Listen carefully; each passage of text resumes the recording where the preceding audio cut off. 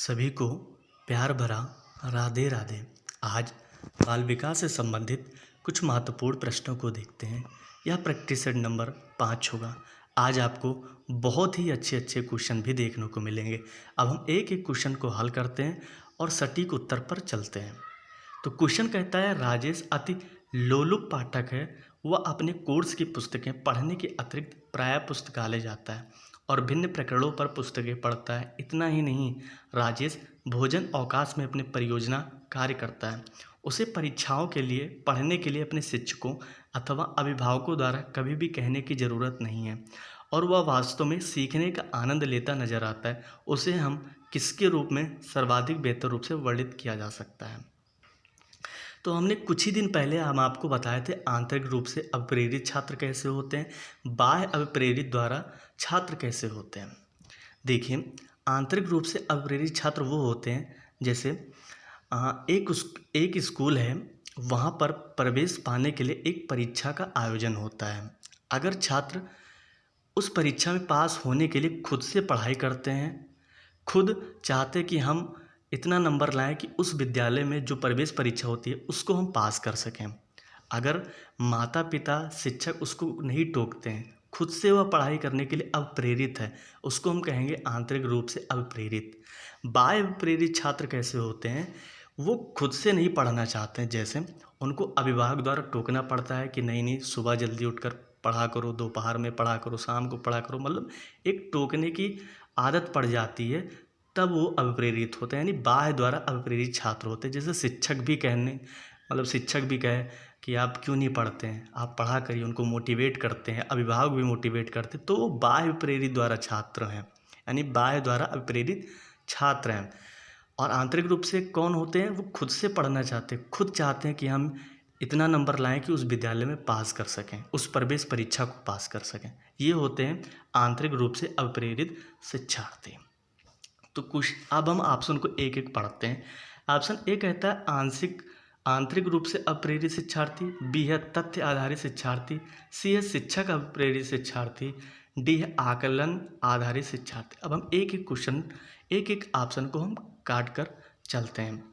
देखिए, यहाँ पर राजेश जो है वो अपने कोर्स की पुस्तकें पढ़ता है। कहाँ पढ़ता है? पुस्तकालय जाता है और खुद से पढ़ता है। ठीक है, इतना ही नहीं, राजेश जब लंच होता है, लंच में भी अपना कुछ कार्य करता है, पढ़ाई से रिलेटेड परियोजना बनाना। ठीक है, जब कोई एग्ज़ाम होता है, परीक्षा, तब वो खुद पढ़ता है, उस शिक्षक ना अभिभावक कोई उसे टोकता नहीं है। ठीक है, और वह वास्तव में जब वो पढ़ता है तो खुद मज़ा लेते हुए पढ़ता है, आनंदित रहता है पढ़ने के लिए खुद से, उसको बाह्य द्वारा कोई नहीं टोका गया है। इसलिए यहाँ पर ऑप्शन नंबर ए सही होगा कि कैसा विद्यार्थी आंतरिक रूप से अप्रेरित शिक्षार्थी है।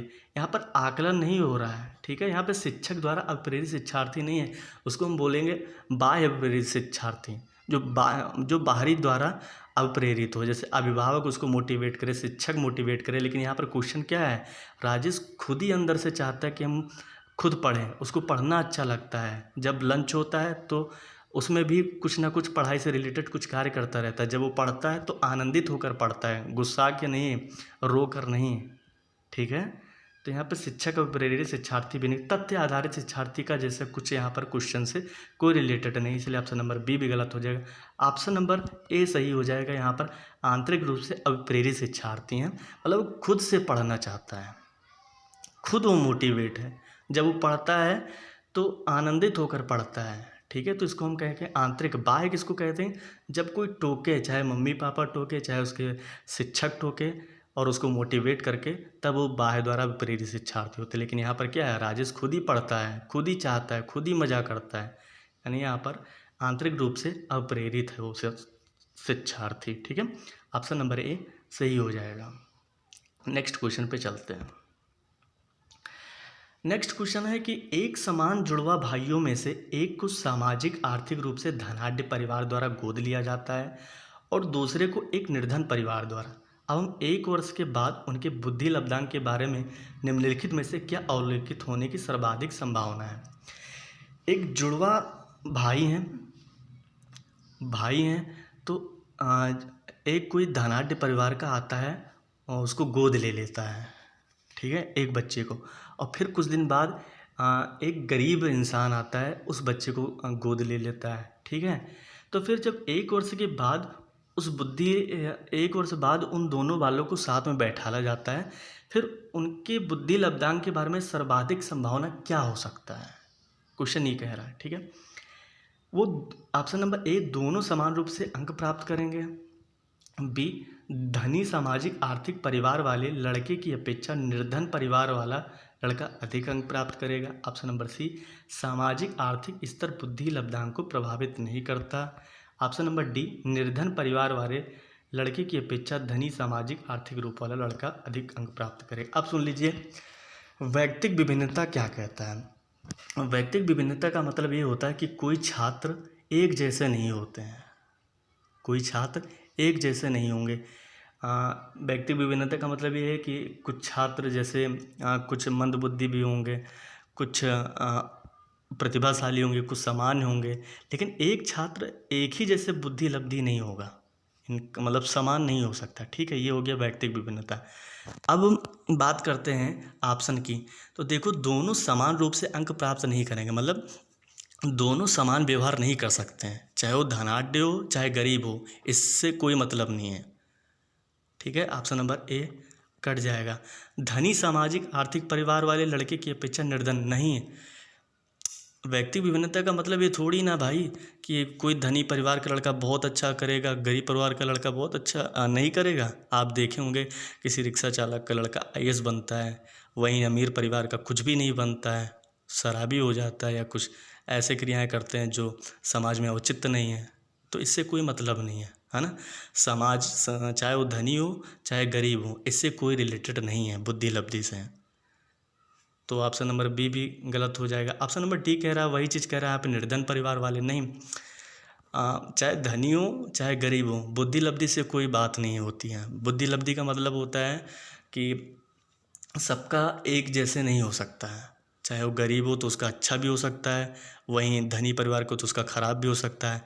एक हिसाब से ये भी हो सकता है कि धनी परिवार में कुछ अच्छे लोग हों, गरीब परिवार में भी उनकी बुद्धि लब्धि उतनी ना सटीक हो, है ना। तो वही कह रहा है सी, मतलब बुद्धि लब्धि को सामाजिक आर्थिक स्तर बुद्धि लब्धांक को प्रभावित नहीं करता है, बिल्कुल नहीं करता है। वो अच्छा भी हो सकता है, खराब भी हो सकता है ना। तो ऑप्शन नंबर सी सही हो जाएगा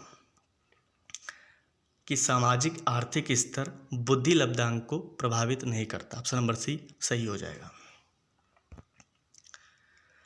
अब क्वेश्चन कहता है कि आंशिक पुनर्बलन क्या है। सतत पुनर्बलन की अपेक्षा कर्म प्रभावी होता है। ऑप्शन नंबर बी, वास्तविक कक्षा कक्ष में अनुपयुक्त प्रयोग नहीं किया जा सकता। ऑप्शन सी, पशुओं को प्रशिक्षित करने में सर्वाधिक कार्य करता है। ऑप्शन डी, सतत पुनर्बलन की अपेक्षा अधिक प्रभावी होता है। अब देख लीजिए, पुनर्बलन क्या होता है, आंशिक पुनर्बलन क्या है। देखिए, आंशिक पुनर्बलन का मतलब ये होता है कि आप क्लास में गए और आपने कहा कि आप जो पढ़ेंगे मैं उसको कुछ उसके बारे में हम पुरस्कृत करेंगे। कब? डिफरेंस हम आपको बताते हैं कि आंशिक पुनर्बलन और सतत पुनर्बलन क्या होता है। देखिए, अगर सतत पुनर्बलन में क्या होता है, समझिए पहले सतत पुनर्बलन को। सतत पुनर्बलन ये है कि आप क्लास में गए और बच्चों से कहा कि आप एक लेसन पढ़िए, उसके बाद हम आपको पुरस्कृत करेंगे डेली।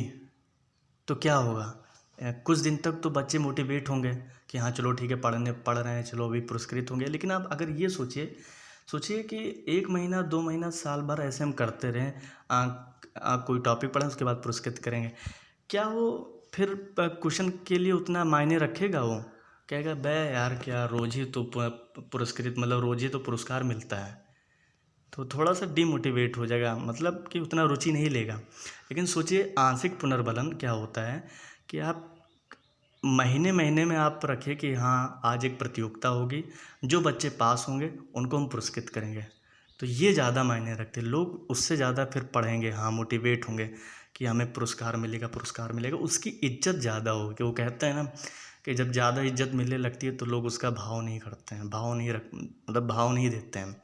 वहीं कभी कभी इज्जत मिला करे तो लोग टाई पहनने लगते हैं, मतलब मोटिवेट रहते हैं, थोड़ा सा समझने लगते हैं हाँ भाई मेरी भी कुछ इज्जत है ना। तो वो बात होती है। तो कहने का मतलब होता है कि सतत पुनर्बलन की अपेक्षा कम प्रभावी होता है, गलत। सतत पुनर्बल में आप रोज रोज पुरस्कार करोगे तो बच्चे उतना भाव नहीं देंगे उस चीज़ को, तो इसीलिए ऑप्शन नंबर ए गलत हो जाएगा। बी कह रहा है वास्तविक कक्षा कक्ष में अनुपयुक्त नहीं किया जा सकता। नहीं, ऐसी कोई बात नहीं है, आप पुनर्बलन कर सकते हैं आंशिक रूप से, सतत रूप से, तो लेकिन सबसे बढ़िया क्या है, आंशिक पुनर्बलन है ना, बात वो कह रहे हैं। जो कभी कभी होता है, प्रतियोगिता कराई जाती है कभी कभी ना, तो और उसमें पुरस्कार दिया जाता है कि ए ग्रेड को कुछ देंगे, बी ग्रेड को कुछ देंगे, सी ग्रेड को कुछ देंगे, वो बात है। आप डेली पुरस्कार करोगे तो बच्चे भाव नहीं देते हैं, उतना मोटिवेट नहीं होंगे। पशुओं को प्रशिक्षित करने में सर्वाधिकार करते, नहीं भाई, अब पशुओं से क्या रिलेटेड।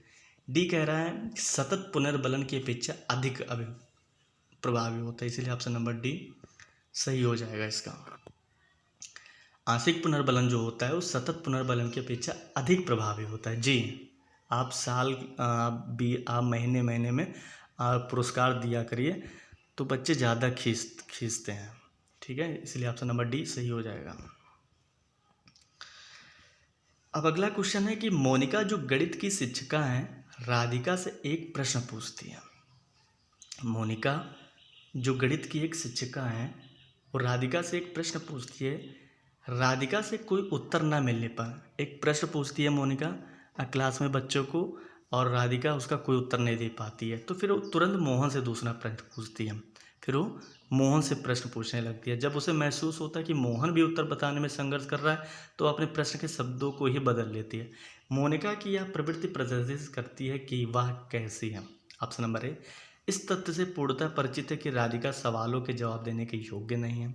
ऑप्शन नंबर बी अपने सवाल के प्रति थोड़ा घबरा गई है। ऑप्शन नंबर सी मोहन का पक्ष लेकर लिंग भूमिकाओं में रूढ़िबद्धता को बढ़ावा दे रही है। ऑप्शन नंबर डी राधिका को किसी उलझन पूर्ण स्थिति में नहीं डालना चाह रही। देखिए, बाल केंद्रित शिक्षा क्या होती है। हमें बाल केंद्रित शिक्षा को दिमाग में रखकर सीटेट के क्वेश्चन को हल करना चाहिए। कहीं भी नहीं लिखा है कि बच्चे नहीं सोच सकते हैं। आप ये क्वेश्चन देखिए, ऑप्शन नंबर ए को पढ़िए, वो कह रहा है कि राधिका सवालों जवाब देने के योग्य नहीं है, ऐसा है ही नहीं, तो इसलिए ऑप्शन नंबर ए गलत हो जाएगा। बी अपने सवाल के प्रति थोड़ा घबरा कहाँ से घबरा गई है, वो क्वेश्चन पूछ रही है राधिका से, तो राधिका भी नहीं बता पाती है, फिर वो फिर तुरंत चली जाती है मोहन के पास, तो मोहन भी नहीं बता, तो घबराने वाला जैसे कोई मैटर ही नहीं है। ऑप्शन नंबर बी भी गलत हो गया। ऑप्शन नंबर डी कह रहा है राधिका को किसी उलझनपूर्ण स्थिति में नहीं डालना चाहिए। नहीं, ऐसी कोई बात नहीं है। वो फिर राधिका के बाद उसने मोहन से भी पूछा था, ठीक है, तो ऐसे कोई बात नहीं। हाँ, ऑप्शन नंबर सी सही है। ओके, मोहन का पक्ष लेकर लिंग भूमिकाओं में रूढ़िबद्धता को बढ़ावा दे रही। बिल्कुल, आप राधिका से सवाल पूछे, राधिका बता ही नहीं पाई, तो मोहन से पूछी कि चलो ठीक है अभी मोहन बता लेगा, है ना, मोहन बता लेगा। तो होता क्या, मोहन भी नहीं बता पाता है, तो फिर सोचती कि रहने दो, अब ज़्यादा हम मोहन की बेइज्जती हो जाएगी, तो हम नेक्स्ट क्वेश्चन को पूछने के बजाय दूसरों से वो अपने क्वेश्चन को ही बदल लेती है। तो ये क्या है, वो बढ़ावा दे रही है भूमिकाओं को, लिंग भूमिकाओं को, ठीक है, इसलिए ऑप्शन नंबर सी सही हो जाएगा। वो होता नहीं है उदाहरण की, जब कोई कोचिंग वाला टीचर रहता है अपने बच्चों को एक प्रश्न पूछता है, तो जब वो नहीं बता पाता है तो थोड़ा सा क्वेश्चन बदल लेता है, या यूँ कहें कि सबसे पहले उन लड़कों से क्वेश्चन पूछा जाता है जो कोचिंग में नहीं पढ़ने आते हैं, है ना, तो वो नहीं बता पाता है, वो तो मुस्कुराता है, फिर अपने छात्रों से पूछता है, कहता है कि भैया अभी देखो ये बता लेगा। अब वो बता ही नहीं पाता है, तो चाहते यार गजब बेइज्जती हो गया, लाओ हम क्वेश्चन ही बदल दें। तो वही चीज़ ये कह रहा है, तो ऑप्शन नंबर सी सही हो जाएगा। मोहन का पक्ष लेकर लिंग भूमिकाओं में रूढ़िबद्धता को बढ़ावा दे रही है, ऑप्शन नंबर सी सही हो जाएगा। नेक्स्ट क्वेश्चन है कि कृतिका अक्सर घर में ज़्यादा बात नहीं करती, बल्कि विद्यालय में वो काफ़ी बात करती है। यह दर्शाता है कि ऑप्शन नंबर ए शिक्षकों की मांग होती है कि बच्चे विद्यालय में खूब बात करें। अच्छा, ऑप्शन नंबर बी कृतिका को अपना घर बिल्कुल पसंद नहीं, ये बात। ऑप्शन नंबर सी उसके विचारों को विद्यालय में मान्यता मिलती है, या फिर ऑप्शन नंबर डी विद्यालय हर समय बच्चे को खूब बात करने का अवसर देता है। ऑप्शन नंबर डी ये कह रहा है। अब हम एक एक ऑप्शन को काटते हैं। देखिए, अब कौन सा स्कूल बता दो भैया जो टीचर ये कहता है कि विद्यालय में खूब बात करो, पढ़ाई बिल्कुल ना करो। कौन सा एक स्कूल में बता दीजिए। तो ऑप्शन नंबर ए गलत हो जाएगा। कृतिका को अपना घर बिल्कुल पसंद नहीं है, मतलब कोई अगर बच्चे अपने घर में कम बात करते हैं या बात ज़्यादा नहीं करते तो उनको मतलब घर नहीं पसंद है, ऐसी कोई बात ही नहीं है। ऑप्शन नंबर बी भी गलत है। ऑप्शन नंबर डी, विद्यालय हर समय बच्चों को खूब बात करने का अवसर देता है, वही बात ए और डी कह रहा है। तो विद्यालय में ऐसा कोई रूल ही नहीं है कि आप आइए घर छोड़ के विद्यालय में खूब बात करो, पढ़ाई बिल्कुल भी ना करो, इसलिए ऑप्शन नंबर डी भी गलत हो जाएगा। हाँ, ऑप्शन नंबर सी एकदम सटीक सही है। उसके विचारों को विद्यालय में मान्यता मिलती है, इसलिए वो बात करती है। अवसर अभिव्यक्ति करने के पूरा अवसर मिलता है विद्यालय में, चर्चा का विषय मिलता है, परियोजना समूह परियोजना कार्य होता है, सामूहिक द्वारा सिखाया जाता है, खेल खेल में सिखाया जाता है। इससे क्या होता है, विद्यालय में वह काफ़ी बात करती है, इससे उसके विचारों को विद्यालय में मान्यता मिलती है, इसलिए ऑप्शन नंबर सी सही होगा, है ना। बाकी सारे ऑप्शन गलत हैं, ऑप्शन नंबर सी सही होगा। नेक्स्ट क्वेश्चन पे चलते हैं। नेक्स्ट क्वेश्चन ये है कि एक शिक्षक अपने लोकतांत्रिक स्वभाव के कारण विद्यार्थियों को पूरी कक्षा में कहीं भी बैठने की अनुमति देता है। लोकतांत्रिक का मतलब होता है प्रजातांत्रिक, यानी बाल केंद्रित शिक्षा का मैटर है, ठीक है। एक शिक्षक अपने लोकतांत्रिक स्वभाव के कारण विद्यार्थियों को पूरी कक्षा में कहीं भी बैठने की अनुमति देता है। कुछ शिक्षार्थी एक साथ बैठते हैं और चर्चा भी करते हैं और सामूहिक पठन भी करते हैं। कुछ छात्र ऐसे भी हैं जो चुपचाप बैठकर अपने आप पढ़ते हैं। अब एक अभिभावक को यह पसंद नहीं आता, क्या नहीं पसंद आता, कि जो चुपचाप पढ़ते हैं। अब इसी स्थिति से निपटने के लिए कौन सा तरीका सबसे बेहतर होगा। ऑप्शन नंबर ए, अभिभावकों को प्रधानाचार्य से अनुरोध करना चाहिए कि उनके बच्चों का अनुभाग बदल दें। अच्छा। बी, अभिभावकों को शिक्षक पर विश्वास करना चाहिए और शिक्षक के साथ समस्या पर चर्चा करना चाहिए। ऑप्शन नंबर सी, अभिभावकों को इस विद्यालय से अपने बच्चों को निकाल लेना चाहिए। ऑप्शन नंबर डी, अभिभावकों को प्रधानाचार्य से शिक्षक की शिकायत करनी चाहिए। अब हम एक एक ऑप्शन को काटते हैं, बाल केंद्रित शिक्षा अपने दिमाग में रखकर ऑप्शन को पढ़ते हैं। अब देखिए, अभिभावकों को प्रधानाचार्य से शिक्षक की शिकायत करनी चाहिए। अब इसमें शिक्षक की क्या गलती भाई, वो तो लोकतांत्रिक शिक्षा देना चाहता है कि सभी लोग समूह में पढ़ो, है ना, पूरी कक्षा में कहीं भी बैठने की अनुमति देता, चाहे अब आगे बैठ जाओ, चाहे पीछे बैठ जाओ, चाहे बीच में बैठ जाओ, इससे शिकायत क्या क्या मैटर है, इसलिए ऑप्शन नंबर डी गलत हो जाएगा। ऑप्शन नंबर सी कह रहा है कि अभिभावकों को इस विद्यालय से अपने बच्चे को ही निकाल लेना चाहिए। ये सोल्यूशन हुआ। अगर कोई छात्र चुपचाप बैठकर पढ़ रहा है और समूह में प्रतिभाग नहीं कर रहा है, तो इससे हम करेंगे, हम अपने बच्चों को स्कूल से ही निकालेंगे। इससे प्रॉफिट क्या मिलेगा, सोल्यूशन क्या रहेगा, फिर कोई मतलब नहीं रहता, इसलिए ऑप्शन नंबर सी भी गलत है। अभिभावकों को, ऑप्शन नंबर ए, अभिभावकों को प्रधानाचार्य से अनुरोध करना चाहिए कि उनके बच्चों का अनुभाग ही बदल दें। इसका क्या मतलब भाई, अनुभाग बदलने से क्या होगा, फिर उसके बाद क्या ना होता है, बच्चे फिर समूह में पढ़ने लगेंगे अनुभाग बदल लेने से नहीं, इसलिए ऑप्शन नंबर ए भी गलत हो जाएगा। हाँ, बी पर क्या करना चाहिए, अभिभावकों को टीचर पर विश्वास करना चाहिए और जो उनकी समस्या है कि अगर वो चुपचाप पढ़ते तो कैसे पढ़े, उन पर चर्चा करना चाहिए, है ना, इसलिए ऑप्शन नंबर बी सही हो जाएगा। अभिभावकों को शिक्षक पर विश्वास करना चाहिए, व्यक्त करना चाहिए और शिक्षक के साथ समस्या पर चर्चा करना चाहिए, तभी उसका समस्या का समाधान होगा, है ना, इसलिए ऑप्शन नंबर बी सही होगा। ऑप्शन नंबर नेक्स्ट क्वेश्चन, वह अवस्था जब बच्चा तार्किक रूप से वस्तुओं व घटनाओं के विषय में चिंतन प्रारंभ करता है, तो यह कौन सी अवस्था है, ठीक है। औपचारिक संक्रियात्मक अवस्था, ठीक है, पूर्व संक्रियात्मक अवस्था, मूर्त संक्रियात्मक अवस्था या फिर संवेदी परक अवस्था। हम ये क्वेश्चन बार बार क्यों ले रहे हैं, क्योंकि आपके दिमाग में बैठ जाए कि इनका मैटर क्या है। अब देखिए, पहले तो हम आपको सीधा बता दे रहे हैं कि अगर बच्चा तार्किक रूप से वस्तुओं व घटनाओं के विषय में चिंतन, ये चीज़ें मायने रखिएगा, प्रारंभ, है ना, बहुत क्वेश्चन बदल जाता है। तार्किक रूप से वस्तुओं और घटनाओं के विषय में चिंतन प्रारंभ करता है या आरंभ करता है, तो ये क्या हुआ, मूर्त संक्रियात्मक अवस्था। अगर ऐसा क्वेश्चन रहता कि बच्चा तार्किक रूप से वस्तुओं व घटनाओं के विषय में उसका चिंतन का विकास हो चुका है, तो ये कौन सा होता, औपचारिक संक्रियात्मक अवस्था। और बाकी जो है संवेदी परक में, इसमें वस्तु स्थायित्व का मैटर रहता है और पूर्व संक्रियात्मक में अहम केंद्रित रहता है बालक, इसलिए ऑप्शन बी भी गलत हो जाएगा, ऑप्शन नंबर डी भी गलत हो जाएगा। विकास नहीं होता है, इसलिए ऑप्शन नंबर ए भी गलत हो जाएगा। हाँ, मूर्त संक्रियात्मक अवस्था में बच्चा तार्किक रूप से सोचने लगता है। मूर्त संक्रियात्मक में बच्चे का संरक्षण होने लगता है, संरक्षण का विकास हो जाता है, वर्गीकरण करने लगते हैं और तर्कपूर्ण चिंतन शुरू कर देता है, चिंतन करना, है ना। ऑप्शन नंबर सी सही हो जाएगा। मूर्त संक्रियात्मक अवस्था, इसमें क्या होता है, वह अवस्था जब बच्चा तार्किक रूप से वस्तुओं व घटनाओं के विषय में चिंतन प्रारंभ करता है तो उसे मूर्त संक्रियात्मक अवस्था कहते हैं। ऑप्शन नंबर सी सही हो जाएगा, बाकी गलत है। Next question,